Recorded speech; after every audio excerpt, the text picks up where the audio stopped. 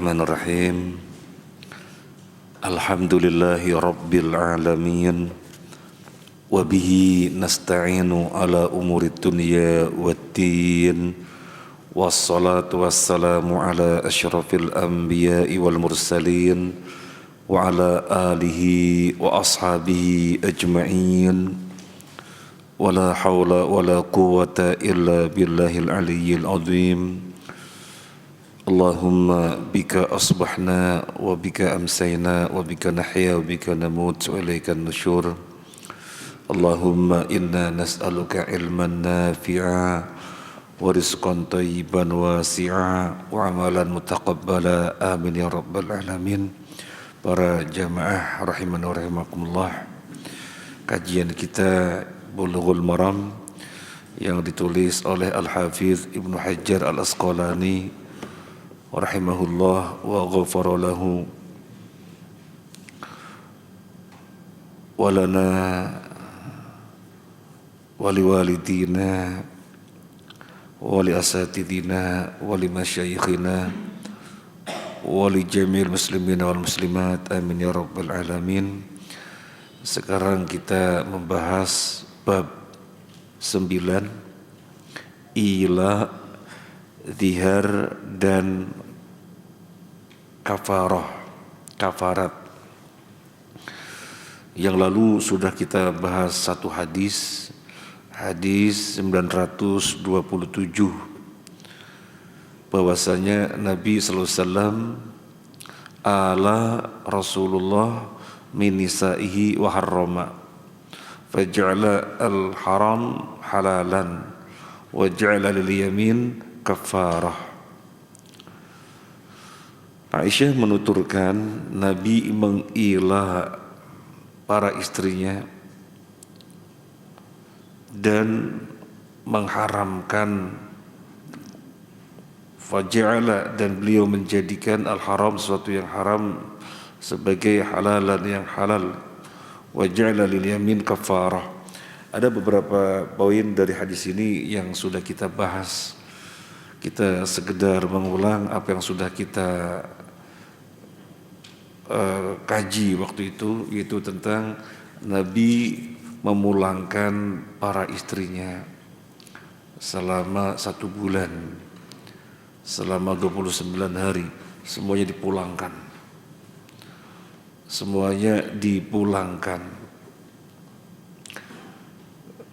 Jadi selama 1 bulan atau 29 hari, sehari-harinya beliau tanpa istri, sama sekali tanpa istri. Nah, di sini Aisyah menyebutnya dengan ala atau ila. Apakah yang dilakukan Nabi ini adalah ila? Sudah kita bahas. Yang dimaksud di dalam hadis ini ila bukan ila dalam pengertian syariat yang bukan dalam pengertian secara syariat.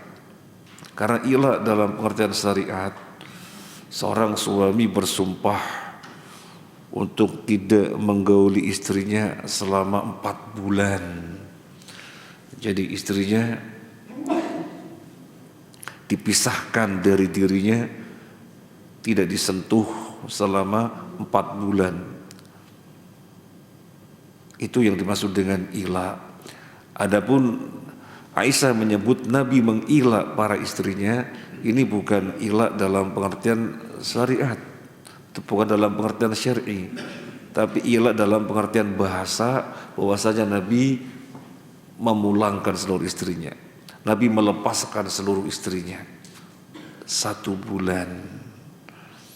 Makanya tidak disebut dengan ila.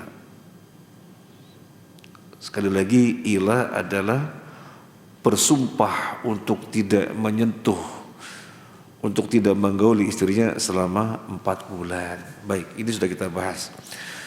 Kemudian yang sudah kita bahas pula pada pertemuan yang lalu, bagaimana kalau berjalan bersama waktu belum 4 bulan, tetapi suami pengen menyentuh, Seorang suami mengatakan, waduh, aku telah bersumpah 4 bulan nggak menyentuh istri, nggak bisa kayaknya ini, nggak bisa ini. Terus kemudian dia menginginkan menyentuh istri, nggak bisa, karena dia telah bersumpah 4 bulan. Biar bisa caranya gimana? Bayar kafarat. Bayar kafarat untuk membatalkan sumpahnya itu, baru kemudian menyentuh istrinya. Kemudian yang sudah kita bahas pada pertemuan yang lalu, apalagi ketika seorang suami mengilah istrinya dan sudah 4 bulan, maka terserah keputusan suami apakah menceraikan atau menyentuh sehingga kembali sebagaimana sebelumnya sebagai suami istri. Terserah. Kalau misalnya menyentuh, ya berarti sudah selesai. Selesai itu ilah, karena nggak boleh lebih dari 4 bulan. Atau kalau tidak menyentuh, tidak mau melanjutkan sebagai kehidupan suami istri, ya harus menceraikan. Baik, kemudian poin yang berikutnya, insya Allah masih ingat ya. Kalau sudah 4 bulan dan suami tidak mau menceraikan, bagaimana? Karena cerai tidak dengan sendirinya jatuh hukum. Oh, ilah sudah berlangsung 4 bulan, maka cerai talak dengan sendirinya jatuh hukumnya. Tidak dengan sendirinya. Baru jatuh hukum kalau suami menceraikan. Lah tapi suami tidak menceraikan gimana? Urusannya sampai kepada hakim, dalam konteks di negeri kita pengadilan agama barangkali. Terus ya hakim yang menceraikan. Kamu sudah mengilah 4 bulan, kamu ceraikan. Kalau kamu tidak mau kembali sebagai suami istri, ceraikan. Misalnya bilang tidak mau, ya sudah, saya sebagai hakim menceraikan. Saya sebagai hakim menceraikan, maka sudah cerai. Kemudian apa lagi yang sudah kita bahas? Ini kita mengulangi dulu biar kita membahas yang berikutnya lebih nyambung atau lebih mudah. Selama berlangsungnya ilaun ya, hamzah depannya panjang, ilaun, bukan ila adhabu ila burhan, saya pergi ke burhan, itu kan ila, ini ilaun. Nah, selama berlangsungnya ila dari hari pertama sampai hari ke-4 bulan ya, istri tidak boleh mengajukan proposal. Mas, disudahi mas, gak bisa. Itu urusannya urusan suaminya. Mau menyudahi di tengah-tengah sehingga suami bayar kafarat kemudian nyentuh sebagaimana biasa, atau tidak menyentuh hingga 4 bulan, ini sepenuhnya ada pada suami. Jadi si istri tidak boleh bahasa kita ngajuin proposal, udah aja mas, udah aja. Enggak, ini urusannya urusan suami. Baik, sekarang kita lanjutkan hadis yang ke-928. Hadis 928.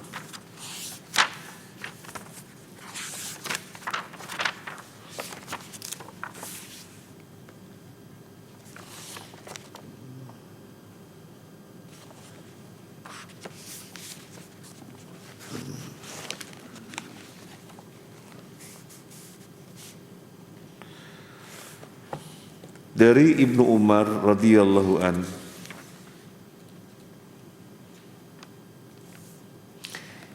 idza madat arba'atu ashhurin wukifa al-muli hatta yutalliqa wala yaqa'u alaihi at-talaqu hatta yutalliqa.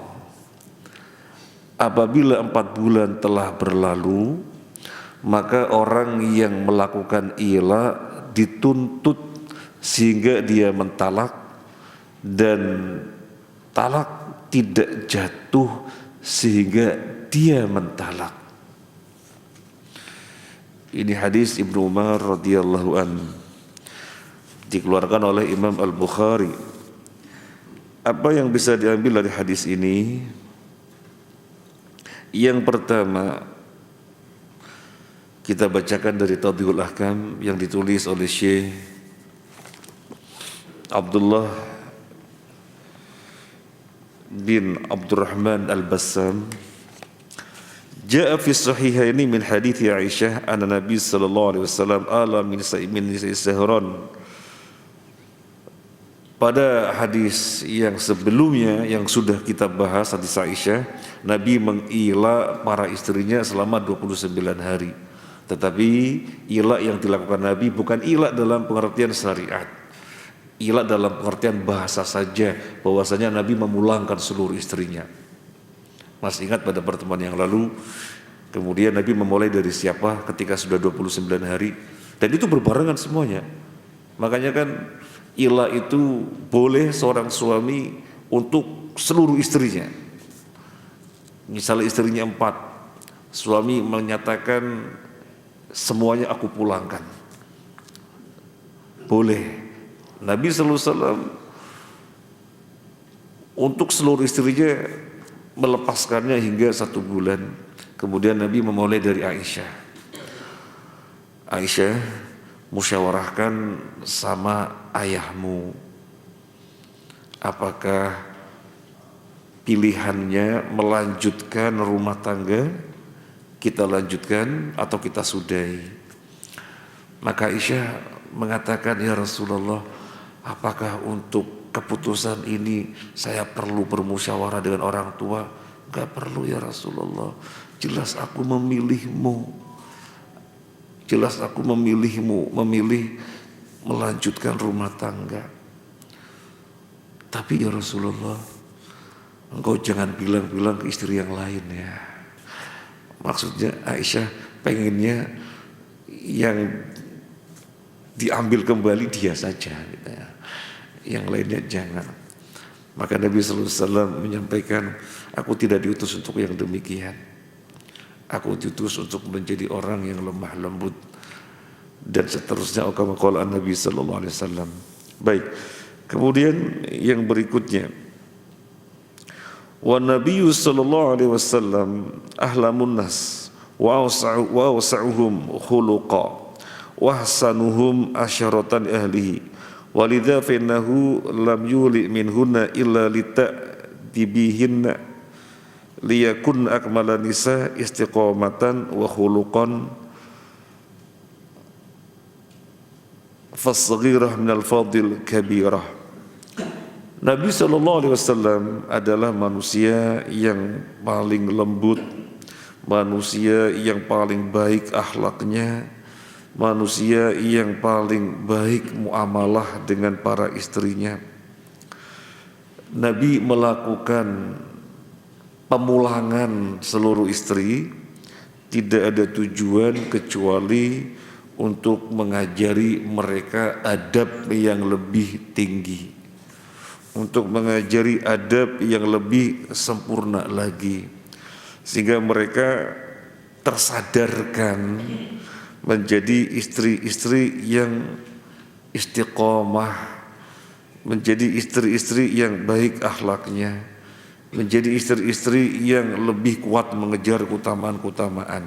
Itu tujuan Nabi memulangkan seluruh istri, sehingga mereka menyadari tidak lagi menuntut-nuntut sesuatu yang di luar kemampuan Nabi. Kalau menjadi pendamping Nabi, ya harus siap dengan segala konsekuensi yang dijumpainya. Bahasa kita suamimu bukan milikmu saja, tapi suamimu milik umat. Nah, bahasa kita demikian. Dan itu kan mirip dai ya. Dai itu waktunya di rumah barangkali sebentar-sebentar. Sehingga ada ungkapan dari istri dai, "Mas, ini rumah apa terminal?" gitu ya. Nah, karena nyampe rumah kemudian ada jadwal lagi, nyampe rumah ada jadwal lagi gitu ya. Nah, dalam kota kita seperti itu. Nah, para istri Nabi sebagai manusia tidak maksum. Terkadang menuntut sesuatu yang Nabi tidak mampu, sehingga Nabi ajari mereka agar lebih beradab lagi dengan cara dipulangkan semuanya. Nah, yang berikutnya, idza ala rajul min zawjatihi arba'ata ashhur fa'alaiha an tasbira hadhil muddah wa laysa laha mutalabatuhu bil fi'ah. Kalau seorang suami mengilah istrinya 4 bulan, karena memang pengertian ilah menjauhi istri, menjauhkan istri, memulangkan istri, atau apa istilah kita yang jelas tidak menyentuh selama 4 bulan. Memang ketentuannya 4 bulan, nggak boleh lebih dari 4 bulan, 4 bulan. Nah, selama 4 bulan itu berlangsungnya ilah, istri harus bersabar. Nggak boleh dia meminta kepada suaminya untuk menyudahi. "Mas, sudahi saja ilahnya, sudahi saja." Nggak boleh. Ini urusan suami. Kalau memang suami menghendaki mensudahi, ya berarti suami bayar kafarat, kemudian menyentuh. Kalau misalnya tidak menghendaki, ya biarkan sehingga berlangsung sampai 4 bulan. Kemudian yang berikutnya, faidha madat al-arba'ah al-ashhur falaha inda inqidaiha mutalabatuhu bil fi'ah fa in fa'a bil wad'i fadhalika wa illam yafi ajbarahu al-hakim bi talabi zawjah 'ala al-wad'i aw at-talaq. Kalau sudah berlangsung 4 bulan, sudah selesai. Dari hari pertama sampai suatu hari, hitungannya sudah 4 bulan, maka istri boleh mengatakan kepada suaminya, "Mas, sudah 4 bulan, sentuh aku dong. Masa aku nggak disentuh? Aku kan istrimu." Kalau suaminya menyentuh, berarti sudah selesai. Kembali sebagai suami istri dengan segalanya tanpa ada yang haram lagi. Tetapi kalau sudah 4 bulan ini si suami tidak mau menyentuh,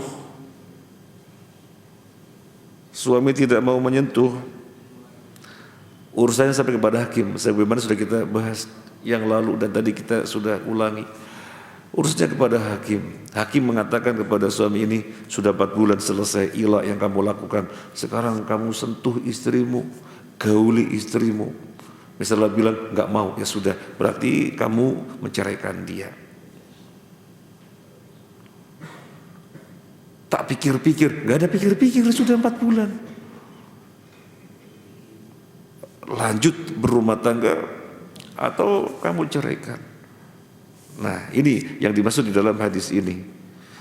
Idza madat arba'atu asyhur wuqifa al-muli.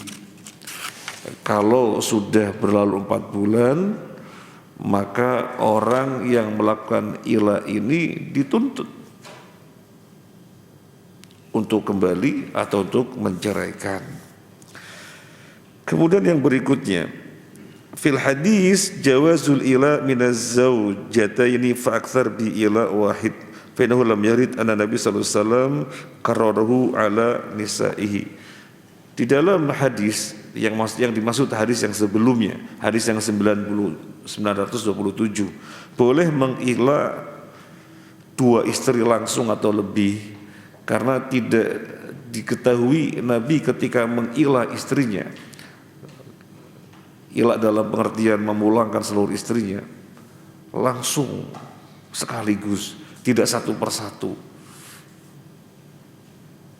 Nabi mengulang-ulangi, tidak dijumpai riwayat demikian. Tetapi Nabi menyatakan satu pernyataan untuk seluruhnya. Maka boleh mengilah istri-istri yang dimiliki sekaligus. Wa fihi anna tarka jima'ihi wa hijrahu iyyahu fil mabja' al-muddah al-mubah jaiz li ta'dibiha wa zajriha. Ila di mana suami tidak menggaulinya sehingga tidak ada jima antara keduanya, kemudian suami menghajarnya, menjauhkannya, ini perkara yang diperbolehkan demi suami mendidik istrinya. Berarti ila yang dilakukan oleh suami karena suatu hal di mana istrinya nakalnya lebih dari sekedar nakal. Nakalnya nakalnya nakal gitu, sehingga perlu diilah biar sadar. Ya kalau misalnya istri nakal dan nakalnya ringan, memang suaminya malaikat. Enggak ada manusia memiliki sifat seperti malaikat tanpa salah, enggak ada. Ya kalau istri salah, ya dirinya juga salah. Maka saling memaafkan. Tetapi kalau yang dimaksud keliru, salah-salahnya besar sehingga suami pengen memberikan pelajaran biar istri menyadari semacam itu tidak patut dan sangat tidak patut, apalagi ahli ngaji misalnya gitu ya, maka dilakukan ilah boleh. Kemudian yang berikutnya, idza fa'a al-mula qabla arba'ati ashhur idza halafaha fa'alaihi al-kafarah amalan bi hadis man halafa ala yamin far'a ghairaha khairan minha falyati allati hiya khairun waliyukaffir an yaminihi. Kalau di tengah-tengah berlangsungnya ilah, kemudian suami pengen melanggar, ternyata nggak kuat yang 4 bulan ya, iya nggak kuat, soalnya cuma satu-satunya kan gitu ya. Misalnya cuma satu-satunya, nggak kuat 4 bulan, terus tak langgar saja, silakan dilanggar, tapi bayar kafarat. Ini berdasarkan hadis Nabi sallallahu alaihi wasallam, barang siapa yang bersumpah atas sesuatu kemudian melihat sesuatu yang lain lebih baik, maka ambil yang dalam pandangannya lebih baik tetapi bayar kafarat.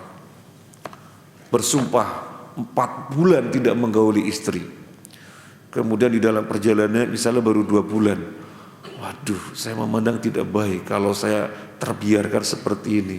Saya statusnya beristri kok, tetapi kok kayak bujang gitu ya, kayak jomblo gitu ya. Aduh gak bagus ini. Terus tak sudahi lebih bagus. Dia memandang tak sudahi lebih bagus. Ya silakan. Kalau dipandang disudahi lebih bagus silakan. Tapi karena dia sudah bersumpah, maka bayar kafarat. Dan hadis ini berlaku umum untuk perkara-perkara yang maknanya sama. Misalnya ada seseorang karena jengkel, karena marah, sewot, emosi, dia bilang ke kawannya, saya nggak mungkin nginjek rumahmu, nggak mungkin nyambangin kamu sampai 7 keturunan, mungkin mangkalnya luar biasa. Saya bersumpah 7 keturunan gak akan nyambangin kamu. Maksudnya selama-lamanya, selama saya hidup. Kemudian dia sudah bersumpah seperti itu, dia berpikir apa baiknya ya.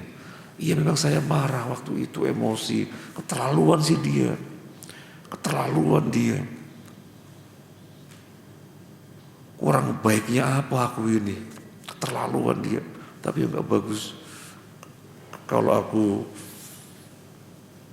tidak bersahabat dengan dia, kasihan dia juga. Dia memandang yang lebih baik, lebih bagus, sehingga tetap bersahabat, tetap datangi rumahnya, tetap berkunjung. Ya, itu lebih baik. Lakukan, ambil yang lebih baik. Lakukan, ambil yang lebih baik. Cuma kan dia telah bersumpah, maka batalkan sumpahnya dengan membayar kafarat. Yang berikutnya, wa fi al-hadis jawazul ila li gharadin sahihin li annana na'lamu yakinan anna nabiy sallallahu alaihi wasallam lam yuli ila li gharadin sahihin min dzalika ta'dibu zawjah wa tarbiyatuha fa innal ila min a'dhami al-'uqubat 'ala zawjah wa kullu 'asin yu'addabu bima yardi'uhu. Di dalam hadis menunjukkan boleh mengila,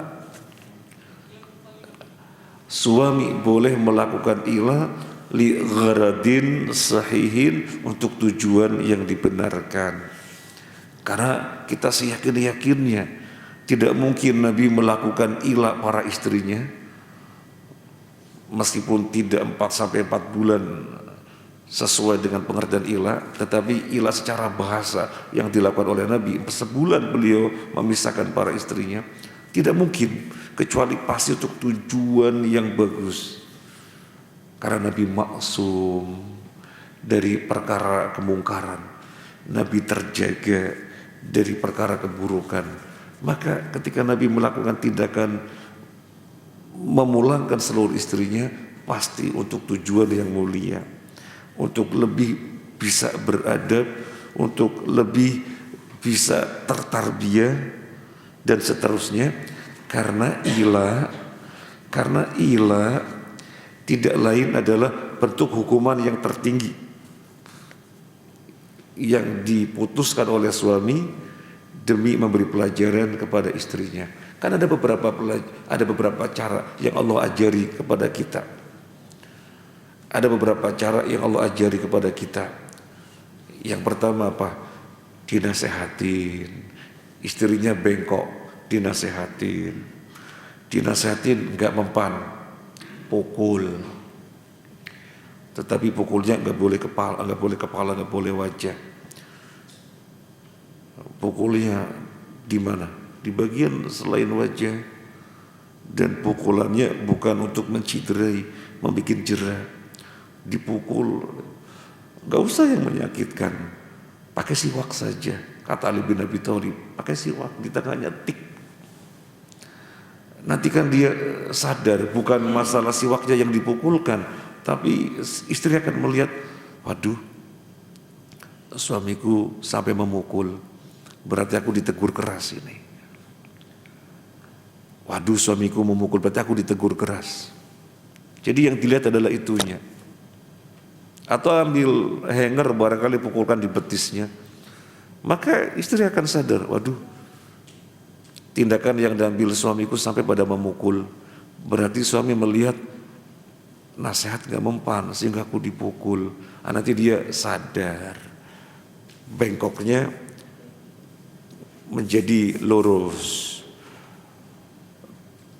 Kalau dipukul gak mempan, kita diajari caranya bagaimana?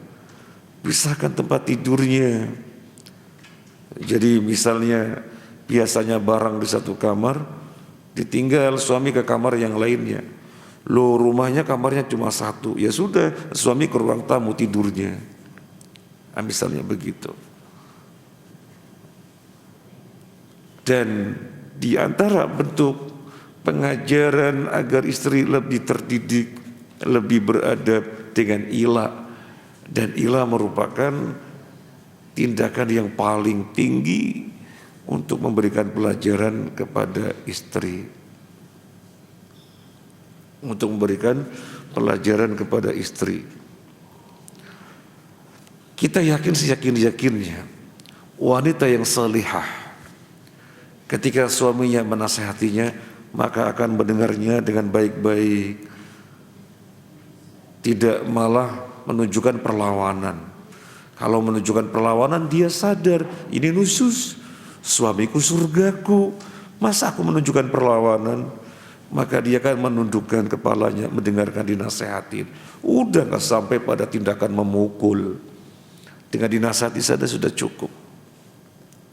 Tapi kan bisa saja dinasihati tidak mempan sehingga harus dipukul. Tapi kan bisa saja dipukul juga belum mempan sehingga harus dipisahkan tempat tidurnya. Maka istri yang salehah insya Allah segera menyadari. Kalau sudah sampai tingkatan, sudah sampai pada tahapan dipisahkan tempat tidurnya, kemudian istri melihatnya terserah sakarep-karepmu gitu ya. Wah, ini istri tidak solihah kalau begini. Istri yang kurang, bukan yang kurang lagi, istri yang tidak menghadirkan suaminya adalah jalan surganya. Sehingga sampai pada tahapan dipisahkan tempat tidurnya, kemudian komentarnya sakarep-karepmu. Wah, ini istri yang tidak solehah. Istri tidak solehah. Kemudian sebelum kita lanjutkan, para jamaah rahimakumullah, kenapa syariat memberi formula kepada suaminya, lakukan begini kepada istrimu? Kenapa?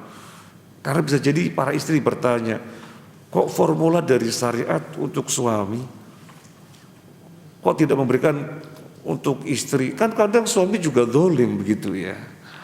Kan kadang suami juga zalim kan begitu. Para jamaah rahimakumullah, rumah tangga baik atau tidaknya, yang bertanggung jawab adalah suami. Maka suami dikasih formula agar membawa bahtera rumah tangga sesuai dengan rambu-rambu syariat. Dalam hal ini anggota yang paling utama adalah istrinya. Karena ada anak-anak dan ada pembantu yang ada dalam rumahnya. Kalau zaman dulu ada budak. Tetapi yang paling utama adalah istrinya. Dan suami yang bertanggung jawab, yang nantinya dimintai pertanggungjawaban, maka dikasih formula-formula begini di dalam menghadapi istri sehingga terus terjaga kebaikannya. Nah, yang berikutnya,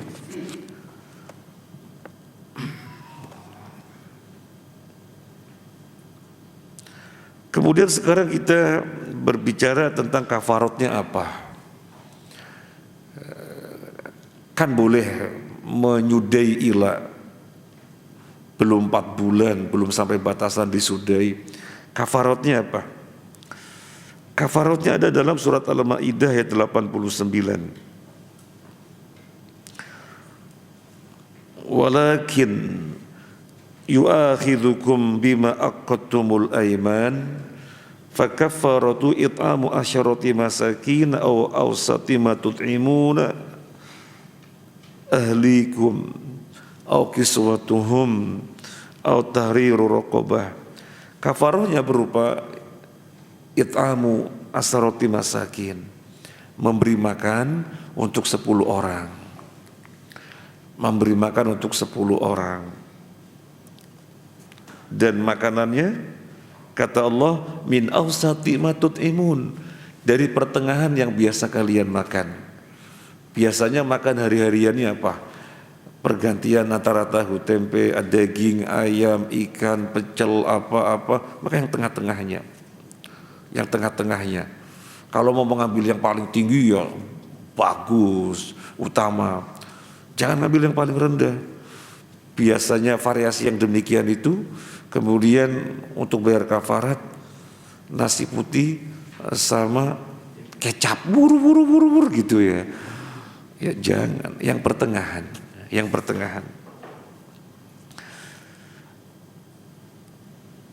Au kiswatuhum, atau memberi pakaian kepada 10 orang. Yang dimaksud memberi pakaian, sebagaimana ulama menjelaskan, pakaian yang menutupi aurat. Pakaian sehingga orang yang diberi bisa menutupi auratnya. 10 orang. Kemudian membebaskan budak. Nah sekarang nggak ada budak, berarti pilihan antara 2 untuk konteks sekarang. memberi makan 10 orang atau memberi pakaian hingga auratnya tertutup.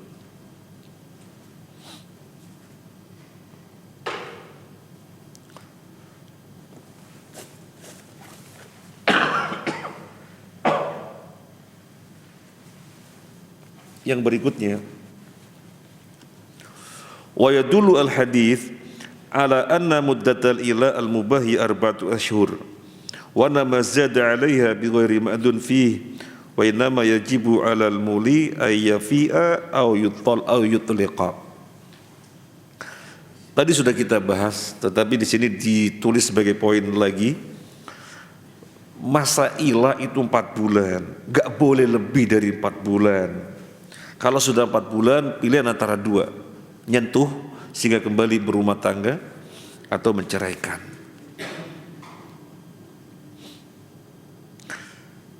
Kemudian yang terakhir, wa yadullu aidun ala anna talaq au infisakhan nikah la yakunu bimujarradi madha 4 ashhur qabla al-fi'ah wa innaman nikah bakin wa la yakun talaq hatta yutlik az-zawj walau bi ijbarihi minal hakim li'anna hadha ikrahun bihaqqin. Talak tidak serta-merta jatuh kalau masa 4 bulan sudah habis, tidak serta-merta. Talak terjadi kalau suami menceraikan, baik dari dirinya atau dipaksa oleh hakim. Selesai untuk poin-poin dari hadis 928. Sekarang kita lanjutkan hadis 929.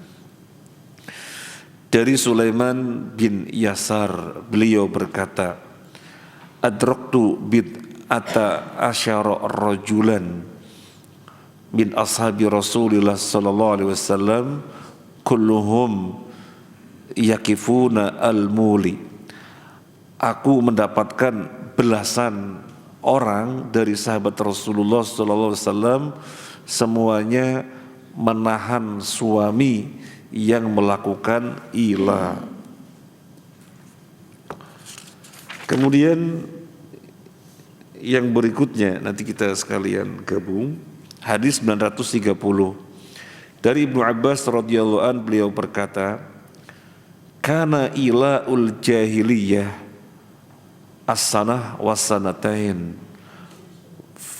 fawaqqatallahu 4 ashhur fa in kana aqal min 4 ashhur falaysa bi'ilain. Dahulu ilahnya orang-orang jahiliyah berlangsung 1 tahun atau 2 tahun, lalu Allah membatasinya menjadi 4 bulan. Jika kurang dari 4 bulan, maka itu bukan ilah. Ini pernyataannya Ibnu Abbas radhiyallahu an. Jadi namanya hadis mauquf karena periwayatan yang bersambung sampai sahabat namanya mauquf. Kalau bersambungnya sampai kepada Nabi namanya marfu'. Kalau bersambungnya sampai kepada Allah namanya qudsi. Baik, ma yu'khadhu minal hadis, apa yang bisa diambil dari hadis ini? Al-mu'li yumhilu 4 ashhur fala tatlubu zawjatuhu bil fi'ah wa inda inqidha'i muddatil 4 ashhur falaha mutalabatuhu bil fi'ah fa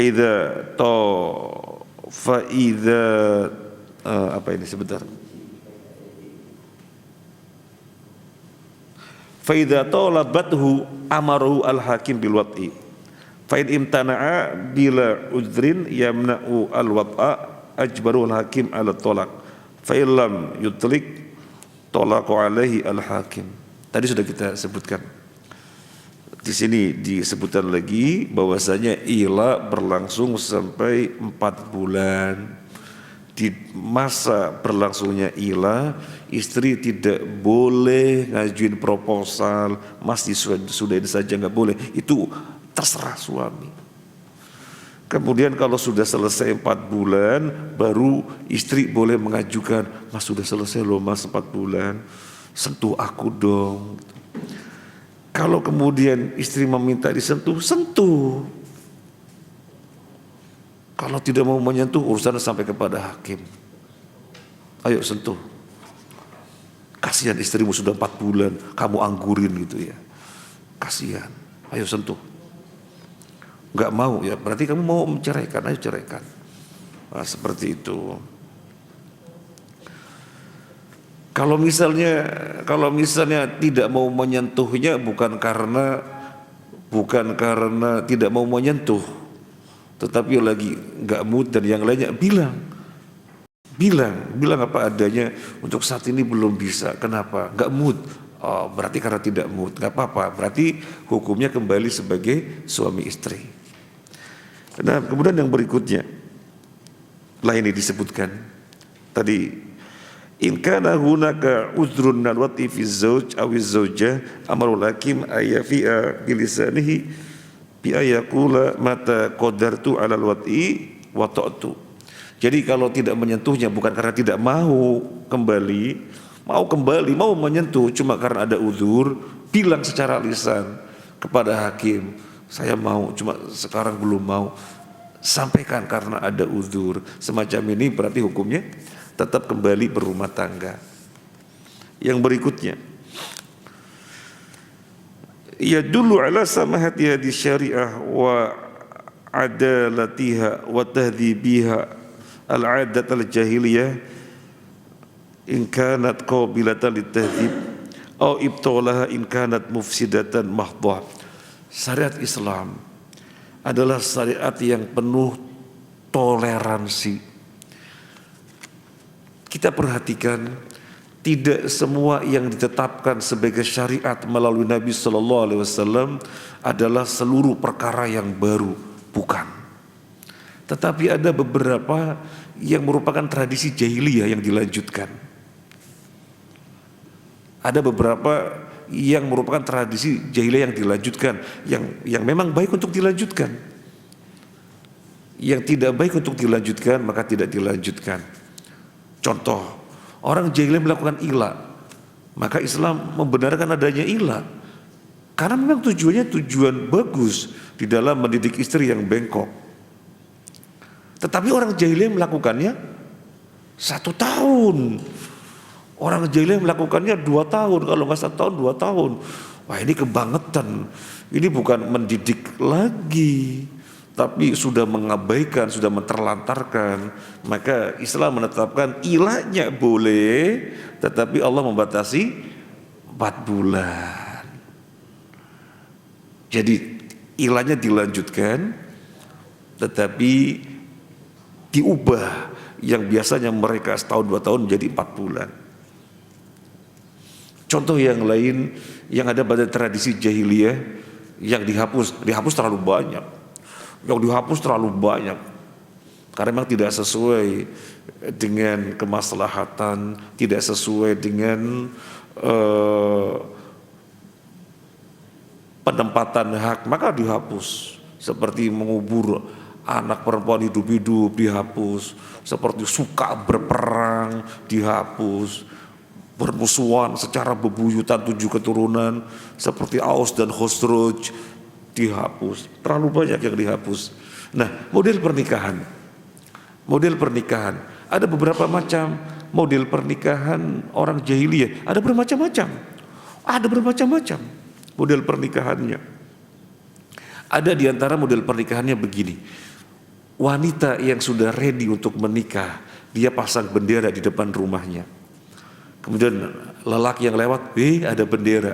Berarti di dalamnya ada wanita yang ready. Lelaki ini daftar masuk. Nanti lelaki yang lain melihat begitu, sehingga ini satu wanita digauli sampai 10 orang lelaki. Nanti kalau sudah hamil dipanggilkan kofah. Bahasa kita ahli DNA. Ini anak dilihat, oh ini hasil pembuahan dari si fulan, maka si fulan yang harus menjadi suaminya. 9 yang lainnya enggak, sudah sudah terbebas. 9 yang lainnya sudah.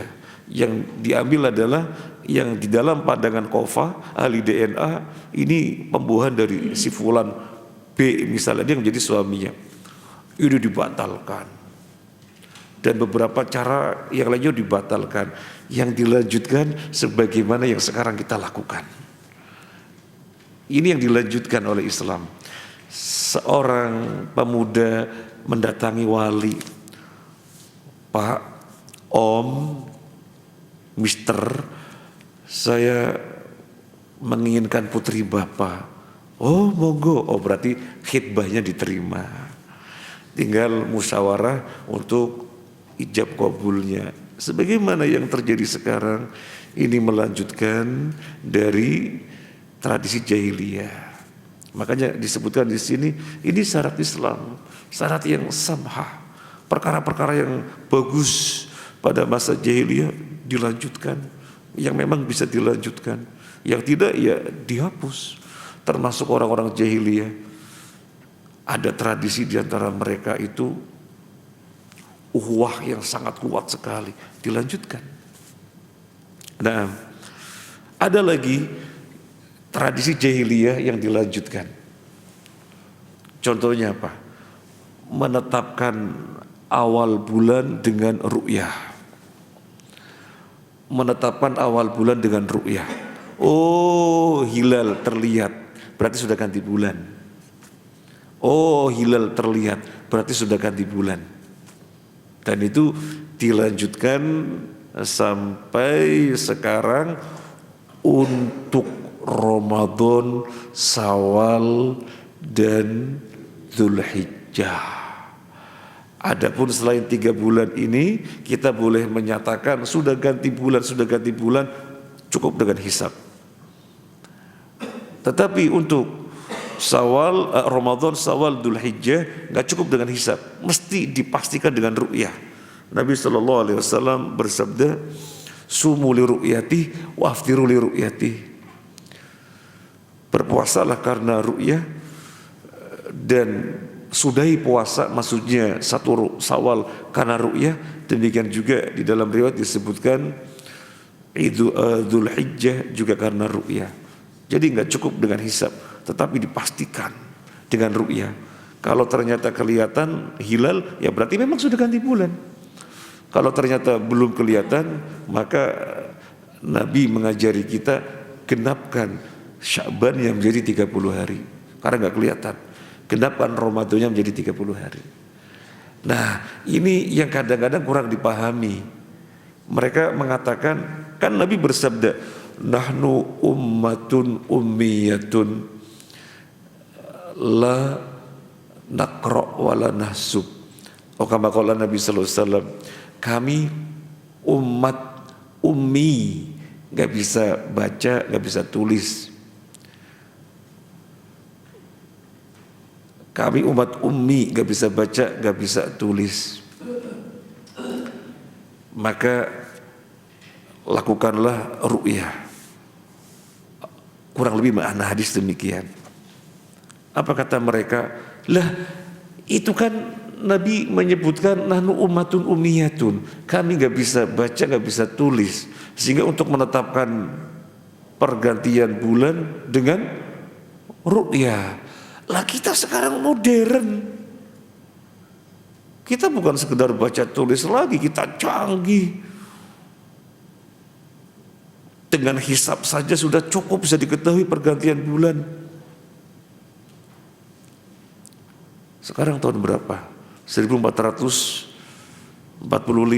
Kalender 1446, 1447, 1448 sudah bisa dibikin sekarang.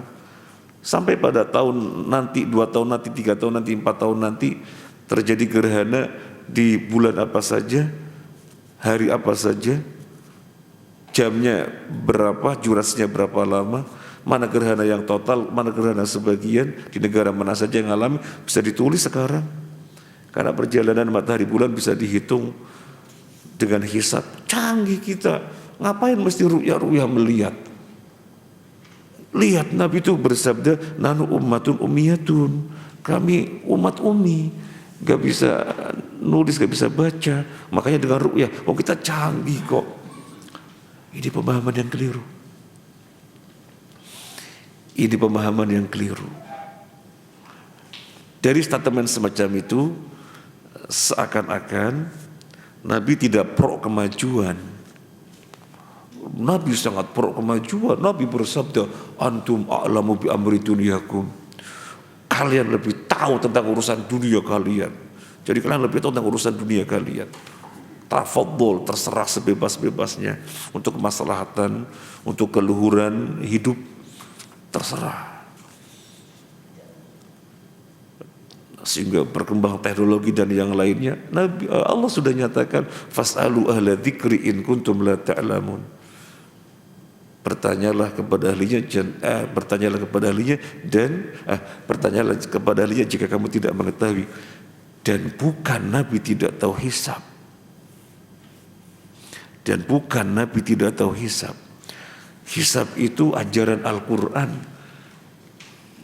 Al-Quran diturunkan kepada Nabi sallallahu alaihi wasallam. Di dalam surat Yunus Allah berfirman, "Huwallazi ja'ala asy-syamsa dhiya'a wal qamara nura wa qaddarahu manazila lita'lamu 'adada as-sinina wal hisab."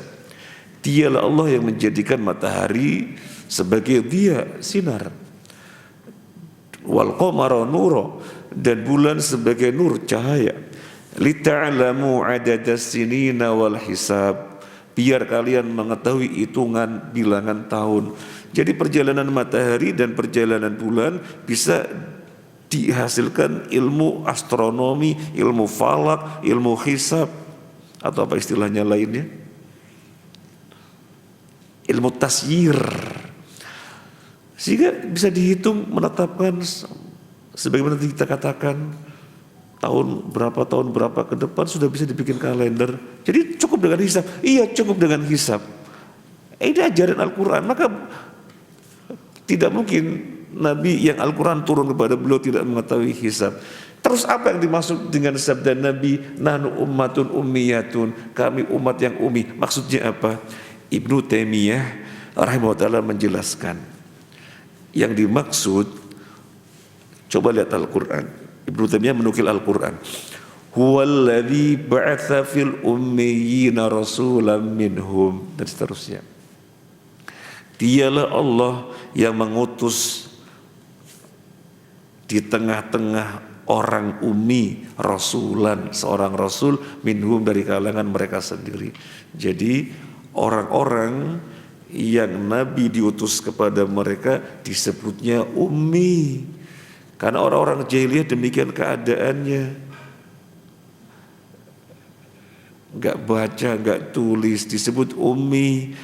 Nah, Nabi mengatakan nahnu ummatun ummiyatun untuk masalah ru'ya, maksudnya melanjutkan tradisi yang ada pada mereka.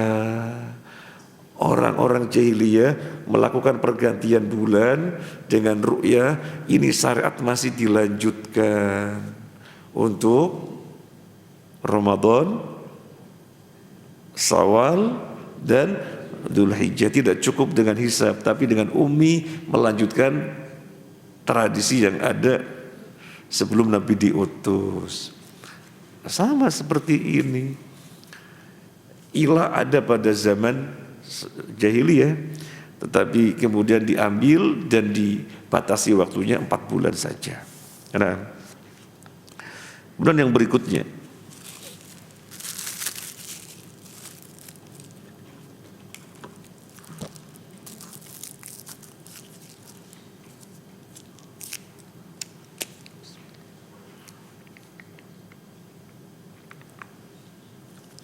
al-ila fihi ta'dibun lin-nisa'i al-'asiyat an-nashizat ala azwajihinna fa ubiha minhu biqadril hajah wa 4 ashhur. Amma ma zada ala dhalika fa innahu zulmun wa jawrun wa rubbama hamala al-mar'ah ala irtikabil ma'siyah illam yahmil az-zawjaini kilaihima fa'al ghadus syari'ah al-Islamiyah. Ila adalah upaya untuk menjadikan istri yang bengkok, yang asiat, yang berbuat maksiat, yang nasyizat, yang nuzuz, agar kembali beradab dan lebih baik lagi, maka diperbolehkan diperbolehkan dengan diberlakukan ila sesuai dengan hajatnya, dan hajat yang sudah mencukupi 4 bulan. Kalau lebih dari 4 bulan maka suami berbuat kezoliman. Kalau sudah lebih dari 4 bulan maka itu bentuk kezoliman. Kalau lebih dari 4 bulan maka itu bentuk kezoliman, sehingga syarat membatasi 4 bulan saja, sehingga yang ada pada jahiliyah sampai setahun 2 tahun dibatalkan. Istri nuzuz boleh enggak? Ini belebaran pembahasan. Istri nuzuz itu melawan, membangkang, membantah. Apakah suami masih berkewajiban menafkahi?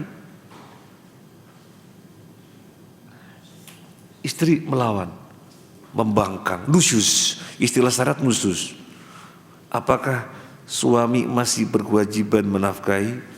Jawabannya, tidak ada kewajiban bagi suami untuk menafkahi. Gak ada. Jadi ketika istri melawan, nusyuz, membantah, maka suami tidak berkewajiban menafkahi. Kalau suami menafkahi ya kebaikan suami, tapi secara hukum tidak ada wajib. Syekh bin Baz rahimahullah ta'ala ditanya, ini kejadian nyata yang saya tulis di buku Terkadang Ditanyakan, kalau nggak salah jilid 17. Karena alhamdulillah kita sudah nulis buku Terkadang Ditanyakan, sudah sampai 20 jilid. Setiap jilid isinya 8 permasalahan. Diceritakan ada seseorang warga Mesir kerja di Saudi, istrinya ditinggal di Mesir, dia kerja di Saudi. Kemudian setelah menyiapkan segalanya di Saudi, apartemen dan yang lainnya, istrinya dihubungi agar tinggal bareng. Maka kemudian bareng menjalani kehidupan rumah tangga bersama di Saudi. Di dalam perjalanan waktu, istri hamil. Istri meminta agar menjalani kehamilannya di rumah, dipulangkan ke rumah, ke Mesir. Suaminya enggak, di sini saja. Dokter dan yang lainnya, sehingga perawatan kehamilan terpenuhi dengan semestinya, di sini saja. Saya bertanggung jawab sepenuhnya, kata suami. Enggak, pulangkan saja. Dan terus merengek, sampai suami itu sebel sekali. Karena suami merasa orang bertanggung jawab, apa kurangnya sampai dokter spesial pun oke, pokoknya semuanya oke. Yang terpenting di sini bareng. Tapi suami tapi istri merengek terus, suami nggak tahan, sudah mau pulang saja. Ada yang kemudian pulang. Ditanyakan kepada Syekh bin Baz, seperti ini bagaimana? Itu nuzuz. Kemudian ditanya lagi, apakah masih berkewajiban memberi nafkah? Tidak berkewajiban. Kemudian ketika ditanyakan lagi pada Syekh bin Baz, tetapi lagi hamil, iya. Posisi hamilnya itu ulama terjadi perbedaan pendapat. Tetap dinafkahi karena hamilnya itu. Tetapi saya, kata Syekh bin Baz, tetap tidak wajib dinafkahi karena nuzuznya itu, meskipun hamil. Jadi nuzuz itu perkara berat. Membantah, melawan, menentang suami perkara berat. Sehingga secara hukum suami tidak berkewajiban menafkahinya. Nah, ini perlu disampaikan kepada putri-putri kita yang belum menikah agar disiapkan dari awal bahwasanya suamimu adalah surgamu selama seluruh keputusannya baik untuk kemaslahatan dunia akhirat dipenuhi. Untuk perkara-perkara dunia barangkali tidak seret dengan dirinya, seperti dalam kasus tadi, pengennya kan di Mesiri kampungnya, tapi suami tidak mau, ya sudah ikuti suami. gitu. Karena itu bukan kemungkaran. Kalau dilawan namanya nusus. Ya, kalau dilawan namanya nusus. Bagus sekali itu. Dan itu terus ya. Sebuah cerita yang terus disampaikan di pesantren-pesantren, termasuk ketika saya mondok itu pun saya mendapatkannya. Jadi ketika seorang putri mau menikah dengan seorang pemuda, ini kisah nyata dan terjadi sudah sangat lama, sekitar zaman-zaman Abbasiyah begitu ya, sudah sangat lama, tapi terus diceritakan. Putrinya akan menikah, dinasihati dengan beberapa nasihat. Intinya agar si putri benar-benar paham suaminya itu adalah jalan surganya. Jadi jangan sekali-kali menentang selama itu adalah kebaikan. Seperti itu. Nah, kadang-kadang orang tua zaman sekarang kurang menyiapkan itu. Akhirnya punya putri menjadi istri nusus kepada suaminya biasa. Alhamdulillah suaminya sabar sekali. Ahli majelis taklim di Masjid Al-Burhan gitu. Sabar sekali gitu ya. Nah, tetapi bicara yang sesungguhnya, putri-putri kita diajari suami adalah jalan surganya. Nah, ini kok dari awal kok kayak bela-belain suami, ya temanya lagi ini gitu ya, temanya lagi ini gitu. Bukan berarti istri tidak ada hak yang dijunjung tinggi, terlalu banyak hak istri yang dijunjung tinggi yang harus diketahui oleh suami. Biar imbang. Nanti kalau tidak disampaikan sesuatu yang mengimbangi, selesai pengajian jadi terdakwa saya gitu ya. Biar imbang. Sebelum kita lanjutkan, pengimbangan dulu. Antum menikahi istri, maharnya apa? Seperangkat alat sholat. Umi orang Indonesia. Nabi Musa alaihissalatu wassalam mau menikahi putrinya Nabi Syu'aib. Di dalam satu riwayat itu Nabi Syu'aib. Maharnya apa maharnya? Kerja 8 tahun. Bekerja 8 tahun untuk Nabi Syu'aib. Dan Nabi Syu'aib itu masih mengatakan kalau mau 10 tahun. Tapi kalau kamu mencukupkan 8 tahun ya sudah enggak mengapa. Uridu an unqihaka idabnatayya ala an ta'juruni thamaniya hijaj fa in atmamta asyran fa min indik. Aku nikahkan kamu dengan salah satu putriku ini 8 tahun kerja atau 10 tahun kalau kamu mau. Tapi kalau ya udah 8 tahun saja. Kerja 8 tahun, atau kerja 8 tahun untuk mendapatkan istri maharnya seperangkat alat sholat. Enak sekali. Enggak merawat, enggak memelihara, tinggal petik saja. Seperangkat alat sholat, emas berapa gram. Nabi Musa kerja 8 tahun.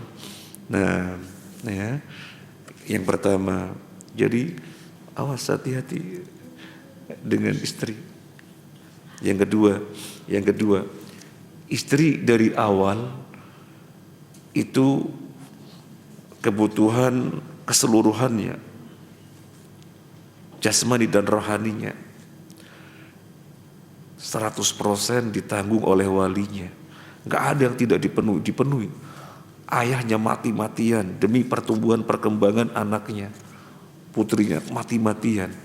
Kemudian dipetik oleh suaminya, dibawa orang lain. Sadarilah selama dia bersama walinya merawatnya, memeliharanya mati-matian. Maka jangan sekali-kali mengabaikan istri. Lah ini kan perkara-perkara yang syarat menuntun demikian gitu ya. Cuma kita pembahasannya hari ini temanya lagi menjadikan istri beradab begitu ya. Karena istri memang suka-suka bengkok. Maka di antara bentuk menjadikannya beradab ada yang namanya ilah. Ada yang namanya ilah.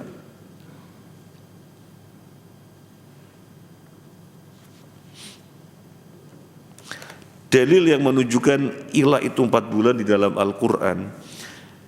Lilladzina yu'luna min nisaihim arba'atu ashhur. para lelaki yang mengila istri-istrinya, maka istri yatarabbasna, menunggu 4 bulan. Ya diila sama suami, sadar dia, tapi ya tunggu 4 bulan gitu ya.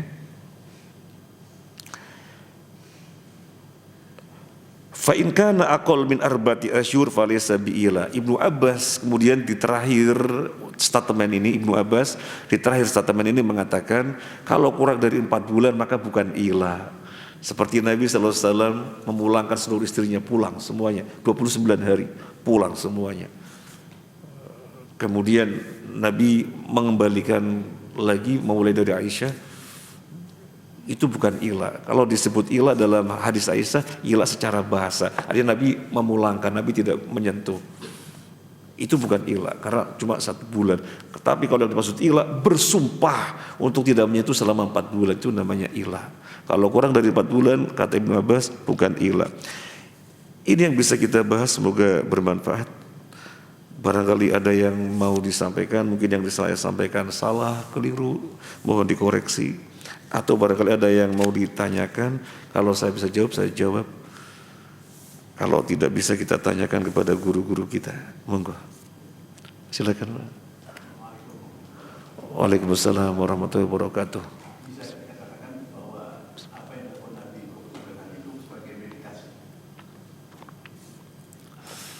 Nabi SAW memulangkan seluruh istrinya 29 hari, sehingga selama 29 hari Nabi tanpa istri sama sekali.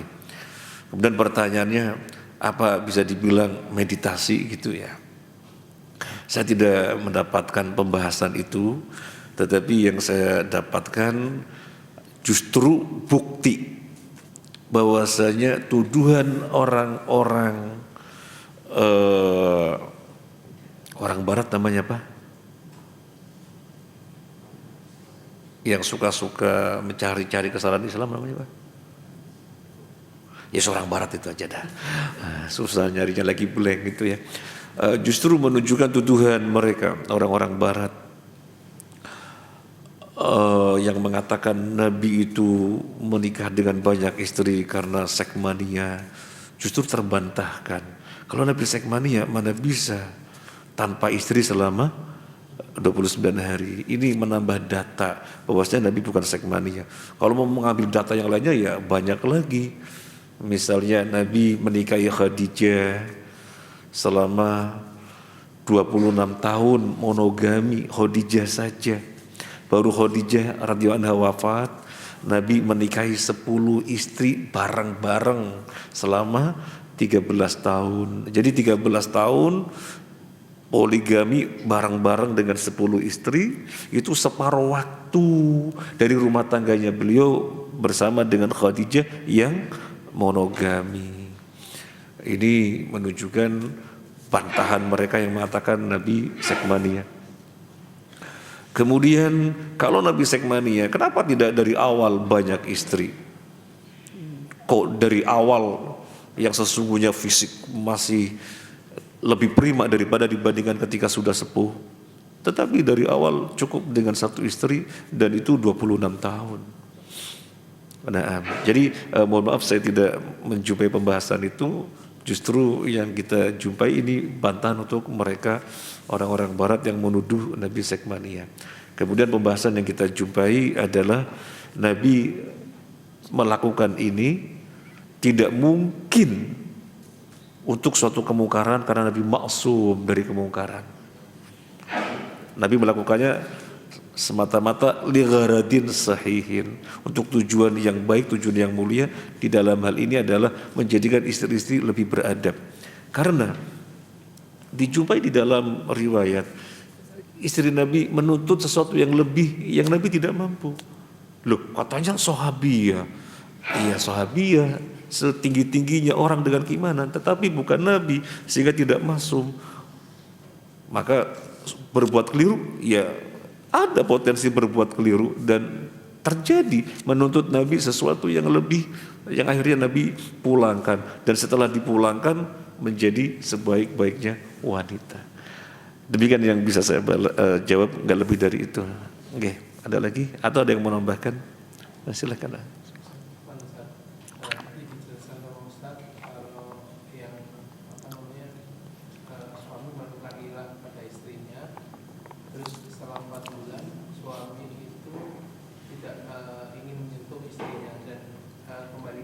ke hakim. Bisa langsung untuk Diceraikan. Ya. nah itu apakah tidak melalui talak dari Ustaz ya? Salah satu dua tiga dan sebagainya. Saya ulangi pertanyaannya, mungkin ibu belum dengar. Suami mengilah istrinya dan sudah 4 bulan dan suami tidak mau menyentuh, maka urusannya kepada hakim. Hakim mengatakan kamu ceraikan istri, maka terjadi perceraian. Kemudian pertanyaannya, apakah tidak terjadi tahapan talak, ada talak 1, 2, dan 3 gitu ya?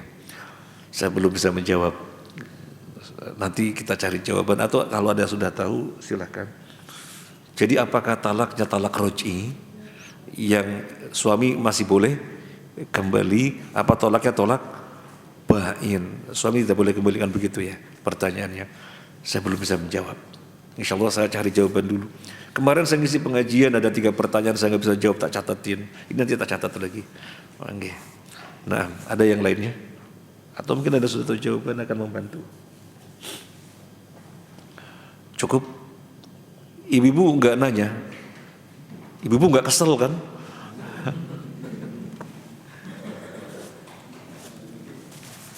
Cukup? Biasanya ibu-ibu ada yang nanya. Kalau tidak ada, ini saja. Jazakumullah khairan. Terima kasih banyak dan mohon maaf. Subhanakallahumma wa bihamdika asyhadu an la ilaha illa anta astaghfiruka wa atubu ilaik. Assalamualaikum warahmatullahi wabarakatuh.